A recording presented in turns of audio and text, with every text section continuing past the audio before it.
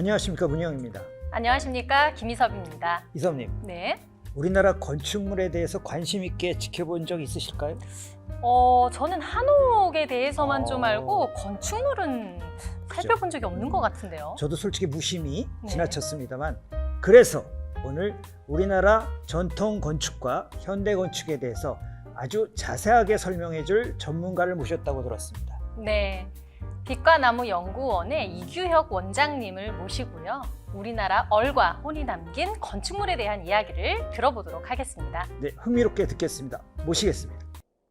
한국과 중국과 일본 건축으로 바라본 우리 문화 이야기를 전할 이규혁입니다. 지구에는 참 많은 민족과 나라가 함께 어울려 살고 있습니다. 그 많은 나라와 민족 가운데 몇몇 나라들은 그들만의 독특한 스타일을 가지고 있습니다.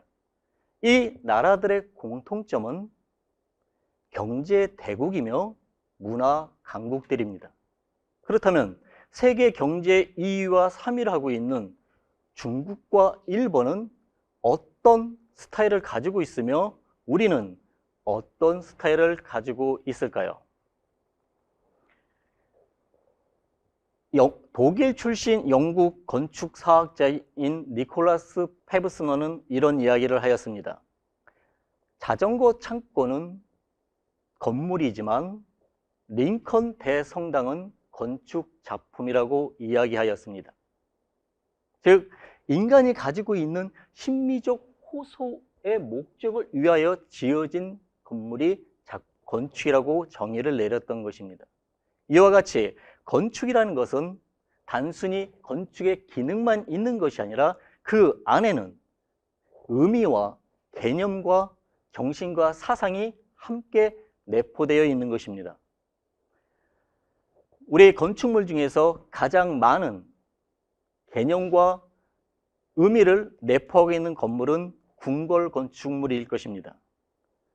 마찬가지로 중국과 일본 또한 그 많은 정신과 개념이 내포되어 있을 것입니다. 우리의 문화를 알아보기 위해서 중국과 일본의 궁궐 건축물을 함께 비교해 봄으로써 우리의 문화의 정체성을 알아보고자 합니다. 우리가 너무나 잘 알고 있는 광화문입니다. 해외의 많은 역사학자나 도시학자들이 광화문을 보면 깜짝 놀란다고 합니다. 그 놀라는 이유는 어떻게 아무런 방어와 공격 시스템이 없이 왕이 500년 동안 나라를 다스릴 수 있었느냐고 그들이 놀란다고 합니다. 당시의 모습을 재현해 본 그 광화문 앞에 가봐도 이와 같이 10여 명의 수문장이 그 앞을 지키고 있을 뿐입니다. 광화문을 지나면 있는 문이 흥례문입니다. 흥례문 또한 그냥 문이고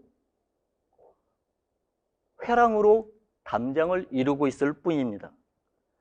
이 흥례문을 지나면 있는 것이 근정문이고 근정문을 지나면 있는 것이 조선의 가장 존엄하고 중요한 경전인 근정전이 있는 것입니다.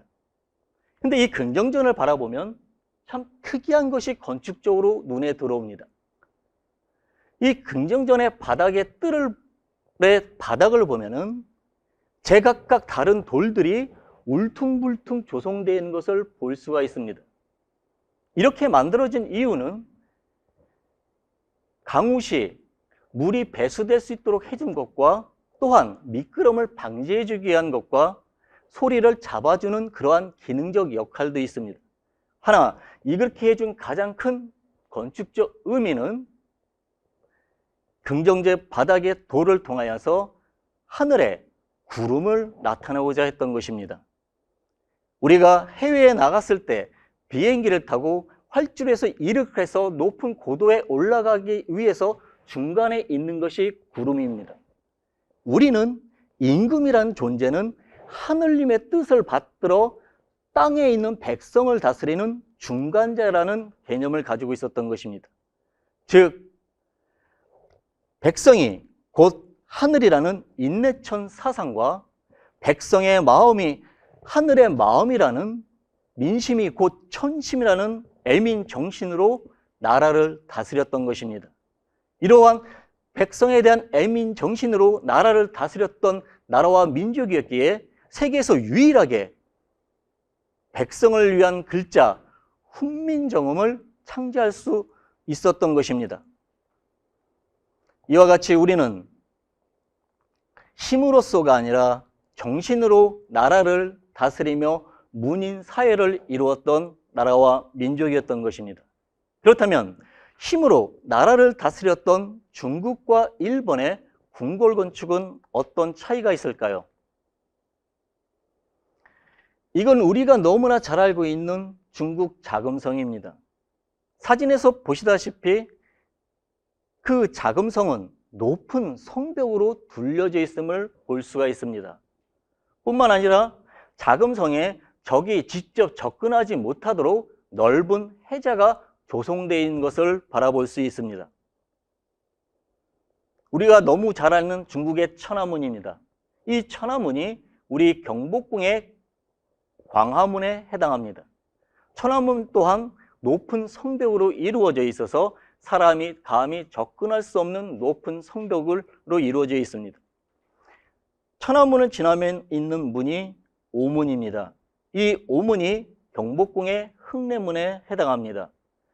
오문도 마찬가지로 높은 성벽으로 이루어졌을 뿐만 아니라 그 건물의 형태가 사진에서 보신 바와 같이 디귿자 형태로 되어 있습니다.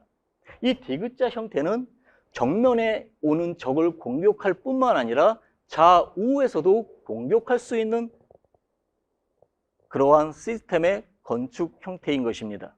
그렇다면 중국보다 더 힘으로 지배했으며 사무라이 문화가 갖고 있는 일본의 궁궐 건축물은 어떠한 형태일까요? 지금 보시는 이 사진은 100년간의 전국시대를 통일했던 도요토미 히데요시가 만들었던 오사카 성을 모형으로 재현해 본 것입니다. 사진으로 보아도 중국의 자금성보다도 더 철저한 방어 시스템이 갖춰진 것을 볼 수가 있습니다. 해자가 무려 자금성보다 2개가 더 있음을 볼 수 있을 뿐만 아니라 이 해자를 건너가는 다리 위에 문에 있는 건축물들이 중국의 오문처럼 디귿자 형태로 되어 있어서 공격과 방어를 할 수 있는 시스템이 갖춰져 있습니다. 그리고 이 수많은 정각들은 그 쇼군을 호위하기 위한 사무라이들의 숙소인 것입니다. 뿐만 아니라 오사카 성을 두르고 있는 석축 위의 정각과 담장들은 불 공격을 막아주기 위해서 이와 같이 회벽으로 다 처리해 주었습니다. 그리고 정각들은 담장보다도 앞으로 돌출시켜서 측면에서도 공격할 수 있는 그러한 시스템인 것입니다.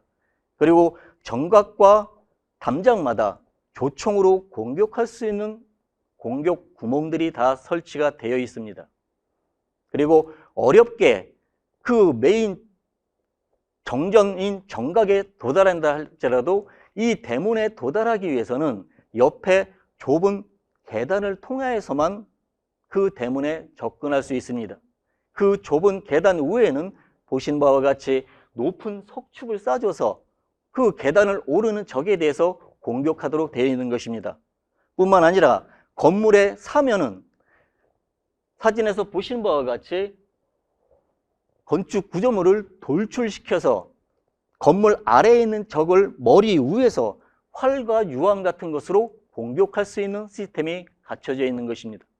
이와 같이 무인 사회를 이루고 있는 중국과 일본은 철저한 공격과 방어의 시스템을 갖추고 있는 것입니다. 그것은 유럽의 성과도 같은 개념의 건축 형태라고 이야기할 수 있겠습니다. 그렇다면 우리는 5000년부터 널리 세상을 이롭게 한다는 홍익인간의 건국 이념으로 고조선이 세워질 때부터 힘이 아닌 정신으로 나라를 다스렸기에 이와 같이 어떠한 방어 시스템도 없이 담장으로만 둘러져 있어도 500년 동안 나라를 다스릴 수 있었던 것입니다. 그렇다면 우리 대한민국과 중국과 일본이 건축적으로 또한 어떠한 개념이 차이가 있는지를 살펴보도록 하겠습니다. 우리가 흔히 보는 우리 한옥의 기둥과 대돌보와 석가래의 모습입니다. 마치 산에 있는 나무를 잘라다가 꼭 필요한 곳에 그 자재를 안착시켜 놓은 것 같습니다. 즉, 우리의 미적 개념을 한 단어로 정의를 한다면 행함이 있는 행함이라고 이야기할 수 있겠습니다. 우리는 본디 집을 짓는다는 것은 인간의 하는 행위이지만 본디 자연에 있는 나무를 가져다가 꼭 필요한 적재적소에 그 나무를 안착시켜 놓는 환원의 미학이 있었던 것입니다. 일본의 건축물을 보면 무척 정교하게 가공된 목재로 지어진 것을 볼 수가 있습니다. 일본의 건축적 개념을 한마디로 이야기한다면 행함이 있는 행함이라고 이야기할 수 있겠습니다. 즉, 인간이 가지고 있는 솜씨와 기계로 정교하게 가공된 목재로 집을 지었던 것입니다. 그것은 중국도 마찬가지입니다.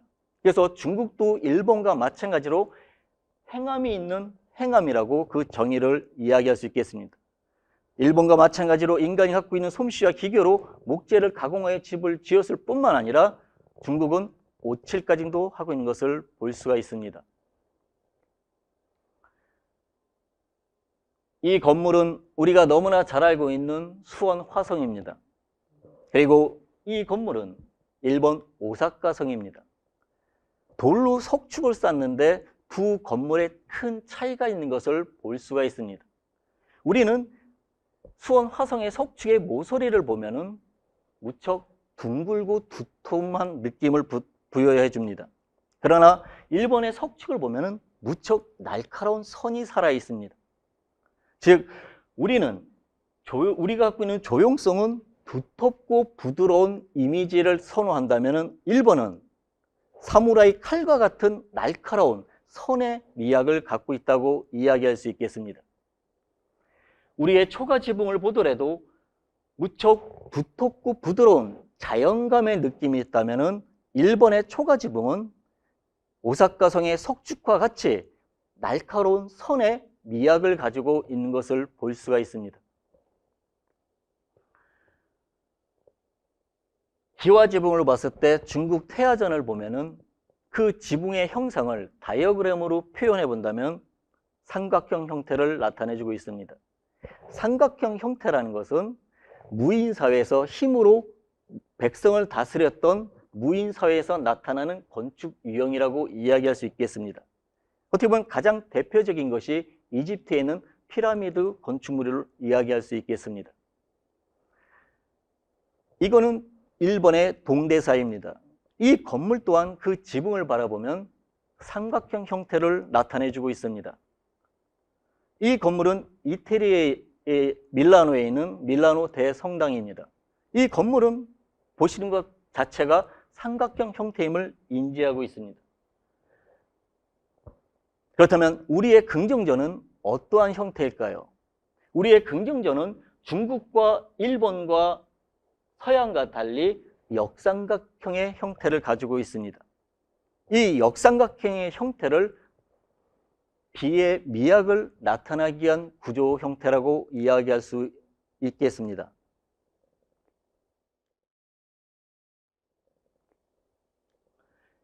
긍정전과 중국 자금성의 태화전을 놓고 비교해서 그 지붕을 본다면 확연한 차이점을 느낄 수 있을 것입니다. 우리의 지붕은 하늘을 향하여 날개를 펴고 날아갈 듯한 형태를 가지고 있는 비선의 미학을 갖고 있는 것입니다. 그러나 힘으로 지배했던 중국은 그 백성을 땅에 누르는 형태의 삼각형 형태의 무거운 지붕 형태를 가지고 있는 것입니다. 즉, 우리는 가볍게 날개를 펴고 하늘을 향하여 날아간 듯한 형상을 가지고 있는 것입니다. 우리의 한옥의 지붕은 단순하게 비와 눈을 피하는 기능만 있는 것뿐만 아니라 하늘을 향한 마음을 표현하고 있는 것입니다. 우리가 너무나 잘 알고 있는 창덕궁의 인정전입니다. 인정문 앞에 서서 인정전을 바라보고 그 인정전을 바라보면서 다가가면 다가갈수록 그 지붕의 처마선이 점점 날개를 피고 있는 것을 느낄 것입니다. 이렇게 역중력 형상으로 만들어진 것은 우리가 하늘을 향하여 바라보는 그 염원을 건축 조형물에서 나타내주고 있는 것입니다. 일본의 석가래를 바라보면 사선의 그리드 패턴을 보여주고 있습니다. 그러나 우리는 한 마리의 새가 하늘을 향하여 날아가는 역중력의 비의 미학을 가지고 있기에 우리의 석가래는 새가 마치 날개를 펼치고 있는 모습의 석가래를 만들어 주었던 것입니다.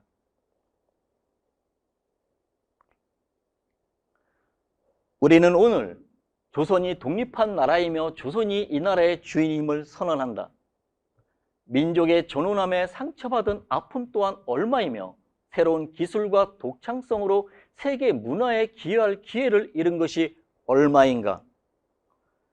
원래부터 풍부한 독창성을 발휘하여 봄 기운 가득한 세계의 민족의 우수한 문화를 꽃피울 것이다. 우리가 너무나 잘 알고 있는 기미 독립선언서의 내용입니다. 우리 5,000년 역사에서 가장 힘들고 어려웠던 시기가 일제강점기일 것입니다.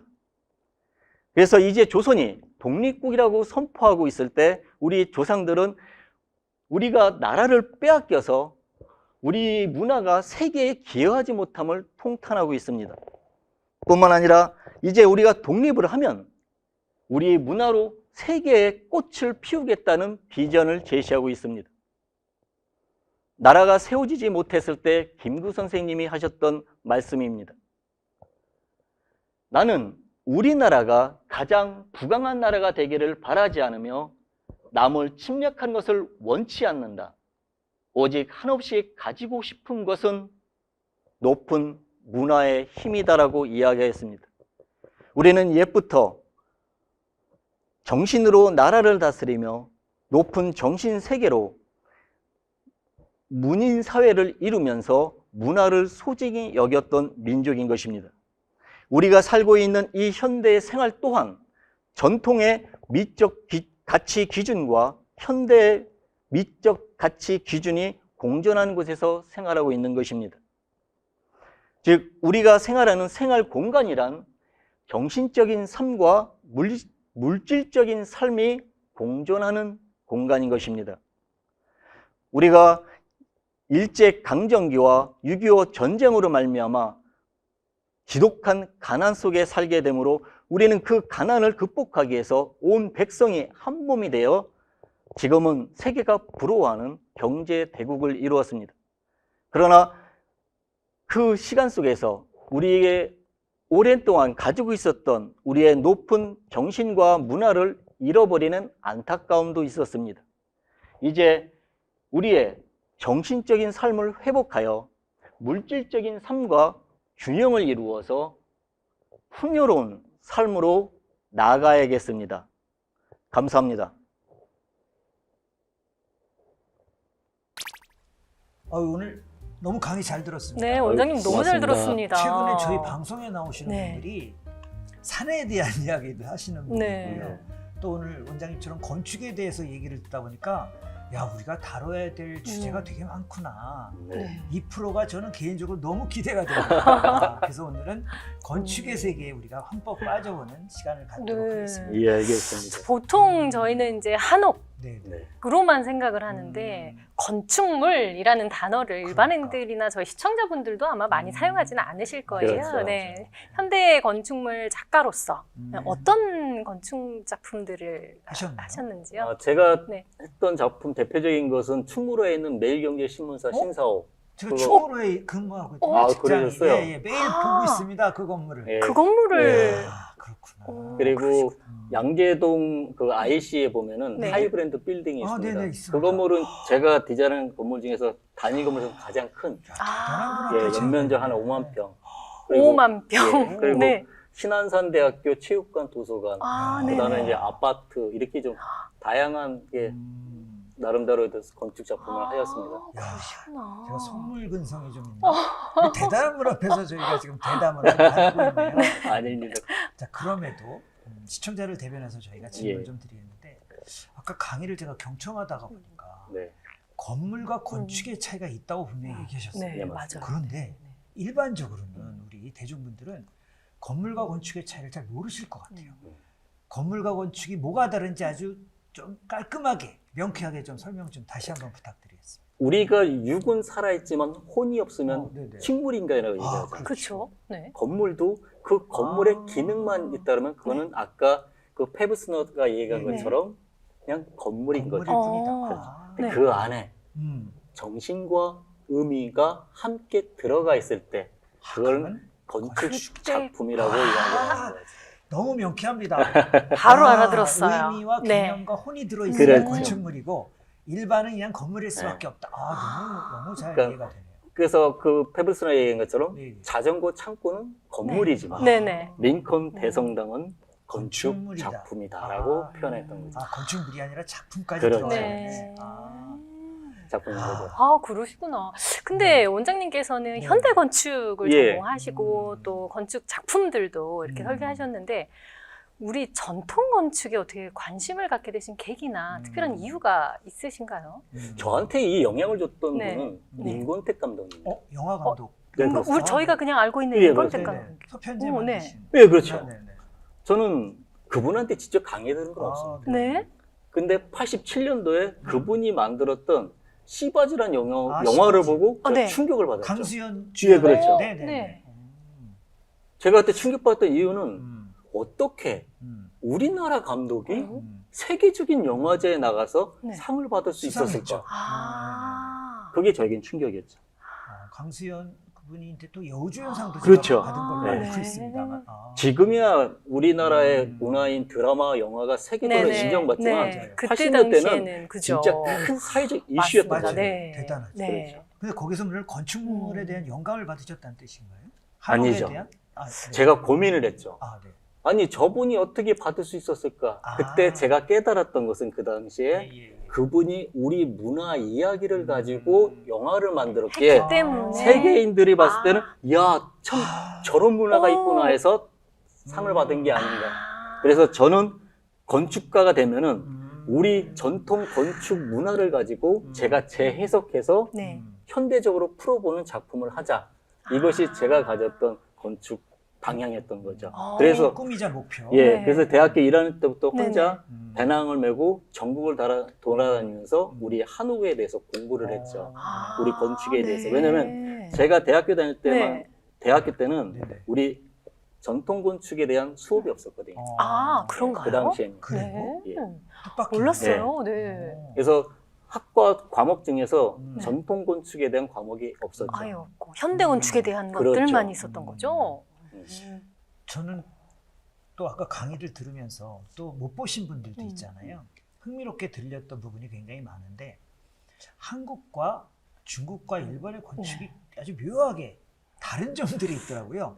그것 또한 좀 명쾌하게 어떤 특징들이 있는지를 좀 설명 좀. 첫 번째는 부탁드리겠습니다. 네. 지리적 환경을 보면 우리가 이해를 할 수 있습니다. 네. 네.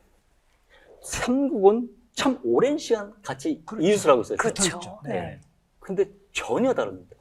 비슷한 것 같지만 다르다. 다르죠. 무려 네. 2000년 이상 네. 인적, 물적 예. 또는 전쟁까지 하면서 그 많은 교류를 했는데도 네. 전혀 다른 네. 문화를 가지고 그 있어요. 네. 이유가 그 이유는 네. 먼저 지리적 환경에서 찾아봐야 돼요. 아, 네. 지리적 환경. 중국은 네. 네. 대륙 국가다 보니까 대륙 문화를 가지고 있어요. 네. 일본은 해양 국가다 보니까 해양 문화를 해양 가지고 문화를. 있어요. 그렇구나. 그러나 우리는 1000년 전 발해가 멸망하면서 안타깝게도 반도 국가가 되었거든요. 네네네. 네. 그래서 우리는 반도의 문화를 가지고 있는 거죠. 대륙, 해양, 반도. 반도 그렇죠. 이렇게 세. 대륙은 네. 그 개념을 한자로 한 글자로 표현한다면 네. 일이라고 얘기할 수 있죠. 일이요. 네네네. 즉 대륙은 다양한 민족과 다양한 나라를 복종시켜서 하나의 국가를 하나로 만든. 만든. 그래서 아. 지금도 우리 뉴스 보면 네. 하나의 중국을 시진핑이나 중공이 네네. 부르짖죠. 그쵸. 그래서 대만이 독립하겠다면 용서를 안 하는 거와 네네. 똑같은 거죠. 네. 신장 위구르나 티베트 그런 거죠. 네네. 그런 문제가 네. 있군요. 그래서 대륙은 하나의 문화를 가지고 있는데 네. 일본 같은 게 해양 문화다 보니까 음. 공간의 제한성이 있죠. 음. 그래서 일본의 쇼토쿠 태자가 최초의 율령을 선포했을 때 우리 같은 섬나라가 권력을 쟁취하기 위해서 네네. 극렬하게 싸우면은 안 되겠구나 해서 일본 국시 1호로 만든 것이 화예요, 화. 화. 아. 그래서 일본 음식을 화식, 일본풍을 화풍, 불화자 말씀하시는 거죠. 야. 조화로 화자. 네. 아, 조화로 같이. 네. 아, 네. 네. 그래서 일본을 할 때 화를 붙인 거죠. 그래서 일본의 혼내와 다테마에 같은 겉사람과 속사람이 네네. 화의 문화에서 나온 음. 산시라고 볼 수가 있죠. 뭐 우리가 흔히 왕따 뭐 놓는 네네, 것도 네. 일본의 해양 네. 문화인 거죠. 아. 그렇다면 우리는 한자로 표현하면 충이죠. 충. 반도국가의 특징은 대륙 세력과 네. 해양 세력이 부딪히는 곳이죠. 그렇죠. 그러니까 언제 어떠한 문제가 발생될지 모르죠. 그래서 평소에 사람과의 관계성을 중요시 여기죠. 그래서 임금과 임금은 충, 네. 부모와 자식은 효, 효. 친구와 친구는 신. 이 신. 세 가지의 공통점 뭐냐면 관계성. 관계성. 그래서 재미있는 게 뭐냐면은 중국과 일본은 네. 그러니까 한국이 공통의 문화를 가진 게 있어요. 그게 한자 문화예요. 한자 문화. 네, 네. 그래서 네. 중국과 일본은 사람을 한문으로 쓸 때 네. 사람 인. 인자를 쓰죠. 근데 네. 우리는 뭐라고 쓰죠? 인간이라고 쓰죠. 아, 간. 인간. 네. 즉 우리는 사람과 사람의 막힘이 없이 통하는 네. 그런 사람이지 바른 사람이라고 생각하는 거죠. 그래서 혼자 이렇게 독불적인 사람을 우리는 거부하는 그런 문화가 있는 거죠. 그래서 우리는 우리의 문화와 정의 문화가 발달되게 된 거죠. 그러니까 교수님이, 그러니까 원장님 말씀하신 네. 게 건축물에 다 녹아 있다 이렇게 보시면 그렇죠. 그런 것들이 이렇게 투영돼 있다 이렇게 네. 보는 거죠. 네. 삼국이 비슷하지만 완전 정확하게 다른 것들이 그러네. 딱 보여지네요. 지리적 환경도 있다 이 말씀. 네. 아. 그러니까 지금 아마 전 세계적으로 음. BTS를 모르는 국가는 없을 그렇지. 거라고 저는 그렇죠. 이야기 생각이 드는데 K-팝도 있지만 어떻게 보면 K-건축 K건축? 네. K-건축의 문화를 이끌어가기 위해서 음. 또 우리 원장님께서 또 특별하게 개발한 창이 있다고 들었어요. 예. 그래요? 어떤 오. 창인지 소개 좀 부탁드리겠습니다. 궁금합니다.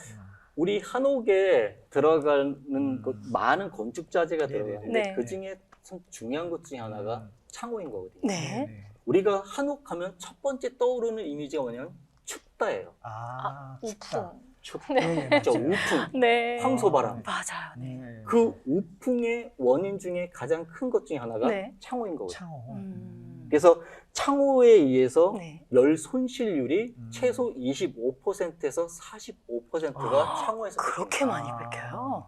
그래서 그거를 해결해 줄 수 있는 네. 고효율, 네. 고기능성 창호. 목재 시스템 아. 창호를 연구 개발하셨어요? 개발하였죠. 우와. 뭐 특허 내신 건가요? 예, 특허받고 그것 때문에 제가 대한민국의 네. 그 한국 신지식인으로도 아, 선정되었고 늦게 아주 은근히 자기 축하드립니다. PR을 많이 네. 하시네. 네. 우리가 해드려야 되는데. 아, 그럼 그 창호 개발로 통해서 열 손실률이 많이 줄은 건가요? 그렇죠. 우리나라에 나와 있는 목재 관련 고기능 고효율 창 중에서는 저희 창호가 네. 유일하게 네네. 그 에너지 효율, 고효율 등급을 패스한 아. 유일한 아. 창호입니다. 그래서 2017년도에 네. 그 독일 프랑크푸르트에서 네. 지금 말씀하신 것과 같이 음. K 건축 K건축. 페스티벌을 했었거든요. 어. 그때 제가 만든 창호가 한국을 대표하는 창호로 가서 선정이 전시회를 됐어? 전시회를 오. 했었던 기회도 있었습니다. 지금 시중에 적용이 되고 있다는 말씀이신가요? 혹시? 정부에서 하고 있는 여러 가지 네. 사업. 지금 서울 같은 경우에는 그 박원순 시장 때 네. 그 돈인문 역사 문화 체험을 네. 만들었거든요. 네네. 거기에 들어가 있는 그 숙박동에 들어가 있는 창호가 창호가? 제가 저희가 거기에 가면 이 창호를 만날 수 있겠네요. 체험할 수 있네. 네. 그리고 또 종로 주얼리 가면 또 설치한 것도 있습니다. 그렇군요. 네. 저는 좀 엉뚱한 질문을 또 궁금한 거를 예. 좀 드려보겠는데 저는 강의를 하면서 이제 조금 전국 지방을 좀 다니는 편인데요. 예. 제가 좀 인상적으로 봤던 건물이 건축물이라고 보기엔 좀 그럴 수 있습니다만 부산의 남부경찰서를 가봤는데 외벽이요. 음. 순찰차가 뚫고 지나가는 디자인으로 했어요. 디자인이. 그러니까 디자인. 제가 설명을 네. 제가 말로 해야 되지만 사진 있으면 한 방에 아실 수 있는데 이런 벽면에 순찰차가 모형 순찰차가 벽을 뚫고 지나가는 거예요. 이렇게. 그러니까 순찰차가 걸려 있는 거예요, 벽에. 경찰 순찰자가 네, 경찰차. 경찰서 벽을 외벽을 뚫고 외벽을 들어가는 뚫고 거고 들어가는 그림을 그리겠다는 예. 얘기인 그리고 거예요. 이제 신고하면 총알같이 달려가겠습니다. 이제 이 말이 달려 있는 거예요. 근데 누구나 그 건물 외벽 디자인에 시선을 뺏기는 거잖아요. 그렇죠. 그리고 이제 저 리서치를 했는데 부산 시민한테 이 건물에 대해서 어떻게 생각하느냐 했더니 되게 호의적인 반응이 많이 나왔어요. 재밌다. 그렇죠. 그리고 경찰서는 어떻게 보면 약간 보수적이고 무거운 이미지가 많이 희석됐다. 나는 이 건물 좋다. 근데 저는 이 건물을 이렇게 만든 시도한 사람도 네. 좀 칭찬할 만하지만 저는 또 한 가지 생각한 게 누군가 그런 제안했을 때 오케이를 한 소위 말하는 윗분 그렇죠. 결재권자가 너무 좀 만나고 싶을 정도로 이 사고가 트여 있는 거잖아요. 제가 알기로 우리나라 공무원분들은 뭐 새로운 건의하면 하지 마, 위험해, 가만히 있어. 잘못되면 어떡해. 근데, 뭐 이런 거 먼저 걱정 재밌겠는데? 먼저. 해보자. 우리 뭐 원장님 다 잘 아시겠지만 미국의 롱거버그라는 사옥은 대나무 바구니 모양으로 사옥을 그렇죠. 지어가지고 그 오하이오주의 관광 명소가 되었다고 네, 하잖아요. 그렇죠. 자 어쨌든 이러한 특이한 건물, 좀 뭔가 비슷비슷한 건물에서 숨을 쉴 수 있는 아이디어를 통해서 새로운 디자인의 건물들이 많이 들어서는 거에 대해서는 전문가로서 어떻게 생각하시는지 궁금합니다. 우리가 모더니즘, 그러니까 근대 네. 모더니즘 시대가 네. 끝나고서 네. 포스트 모더니즘이 오면서 네. 문화라는 것이 상당히 다양화됐죠. 맞아요. 네. 그 다양함 속에서 새로운 어떠한 또 다른 미래를 제안할 수 있다고 저는 생각하거든요. 네. 그러니까 그런 것처럼 네. 건물 자체가 하나의 그 이미지화 시킨 건물들도 무척 많아요. 네. 예를 들어서 햄버거 집 같은 경우에 그 건물을 햄버거처럼 만든 그런 집도 있어요. 네. 그런 맞아요. 아이디어. 네. 그렇죠. 네.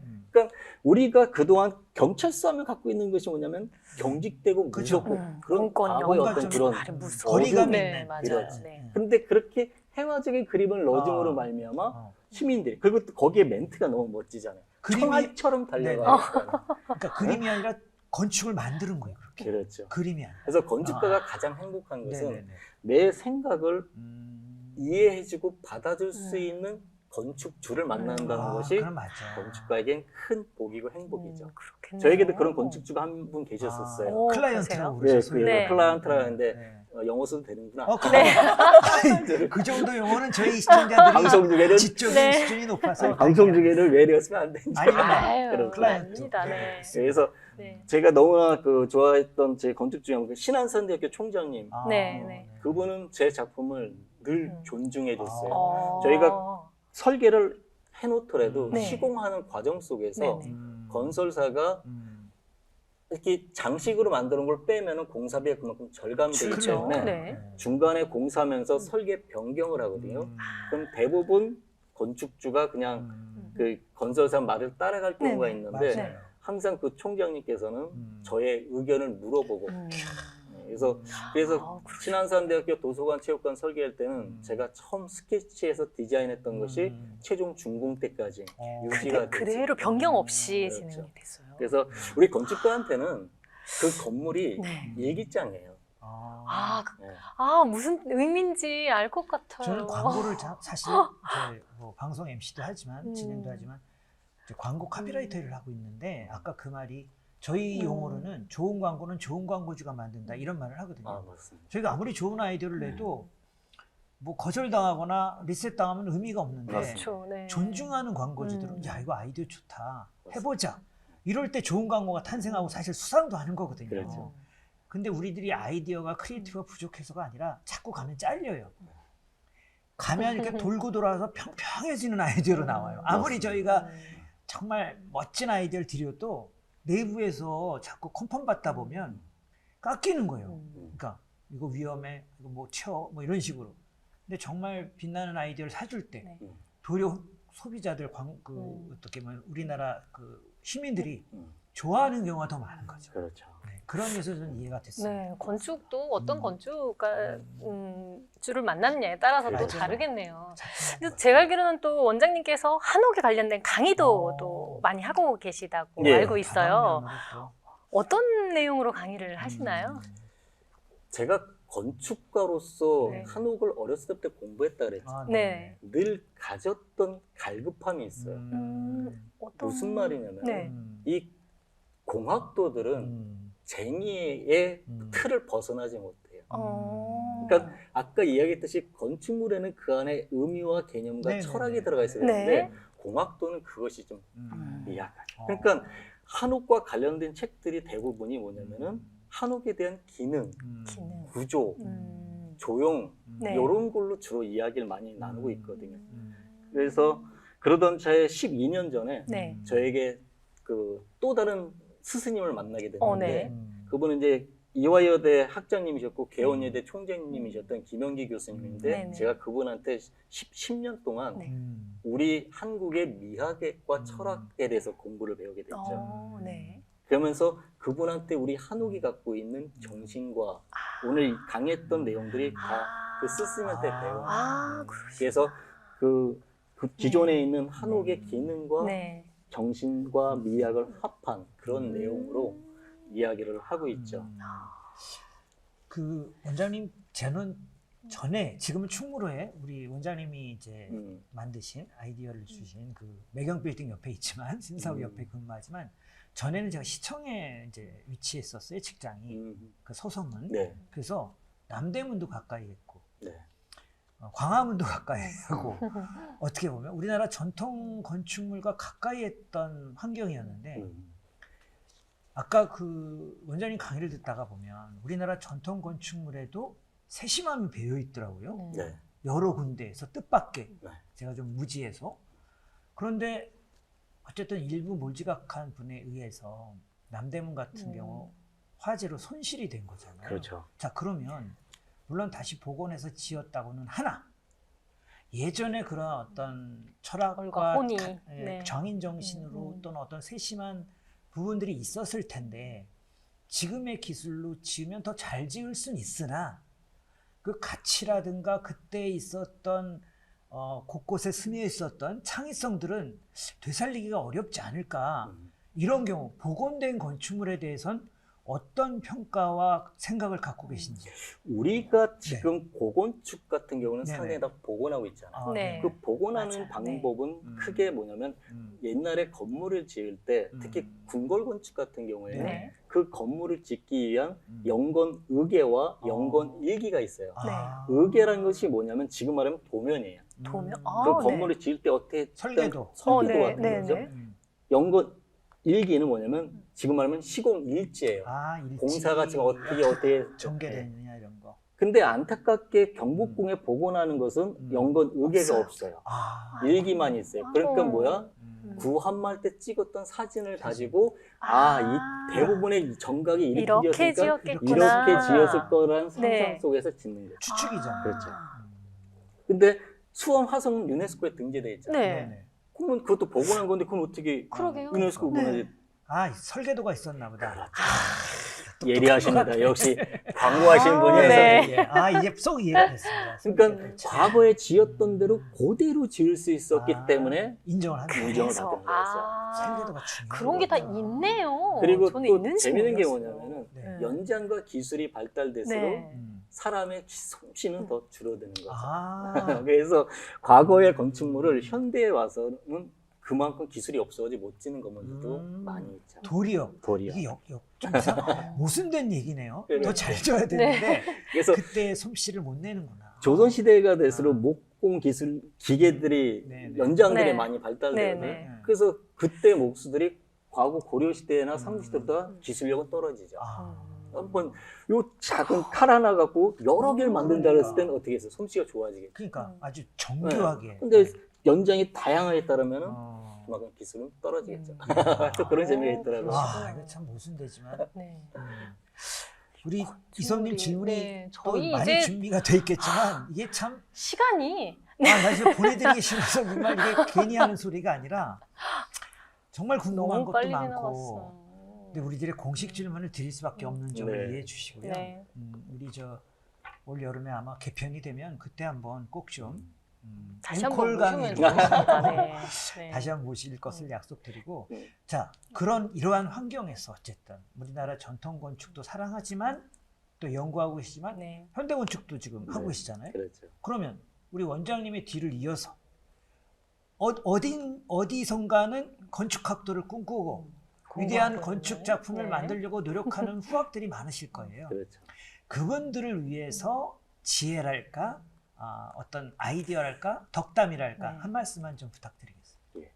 그러니까 저 개인적으로 네. 저희 아버님도 건축을 하셨어요. DNA가 그럼 좀 그러시구나. 있긴 있는 거고. 그리고 제 딸도 지금 건축가 어? 대학생이에요. 삼대째. 그래서- 네. 그래서 제가 딸한테 늘 대단하다. 이야기를 하는 것 중에 하나가 있는데 네네. 네. 우리가 60년대 때 음. 비틀즈의 레드비 음악을 들었던 네, 네. 맞습니다. 그 세대들이 네. 20세기 후반을 이끌었던 레드비 세대 제너레이션이라고 이야기할 수 네. 있거든요. 네네. 네. 그러면 지금 21세기에 네. BTS의 음. Love Yourself를 듣고 아. 자라는 청소년과 청년들이 음. 앞으로 21세기 중반을 이끌어갈 주력이죠. Love Yourself 네. 제너레이션이 될 거라고 네. 저는 네. 확신을 하고 있습니다. 네네네. 그래서 이제 음. 우리의 건축 문화를 모르고 우리의 문화를 모르면은 선진 문화를 모르는 것이다라고. 우리를 잘 알아야 된다. 네. 그러니까 그렇네요. 이제 앞으로 네. 21세기 세계 선진 문화 국가를 리드하기 위해서는 네. 우리 문화도 이제 알아야 된다. 더 알아야 되고 사랑해야 되고 네. 더 그래서 파야 되고. 그랬죠. 그래서 작년도에 제 딸이 저에게 했던 말이 어. 되게 기뻤는데 네. 제가 이 이야기를 어떤- 제 딸이 네. 1학년 입학 때부터 얘기했던 아. 건데 네. 딸이 작년도 3학년 때 그 얘기를 하더라고요. 네. 자기 선배하고 동기하고 해서 네. 자기네 대학교 내에 최초로 음. 한옥 동아리를 만들었다. 와. 그 뿌듯하시겠어요. 네. 그래서 아. 우리의 건축 문화를 알면은 어. 이제 네가 선지 문화를 아는 거다. 아는 거다. 그 작품이 남는 거잖아요. 이 진짜 영원히. 명언. 네. 따님도 그 건축학도의 길을 걸으신다니까 더 보람된 네. 일일 것 같고 그래서 따님도 어떤 훌륭한 건축 작품을 네. 저희는 남기시기를 정말 기도하겠습니다. 네. 고맙습니다. 오늘 자리해 주셔서 너무나 감사드리고요. 네. 저도 K-팝과 동등하게 K 건축의 주역이 되시기를 응원드리도록 하겠습니다. 감사합니다. 네, 함께 해주셔서 예, 감사합니다. 너무 감사합니다. 즐거웠습니다. 네. 감사합니다. 네, 오늘은 빛과나무 연구원의 이규혁 원장님과 함께했습니다. 저희는 다음 주에 다시 뵙겠습니다. 감사합니다. 고맙습니다.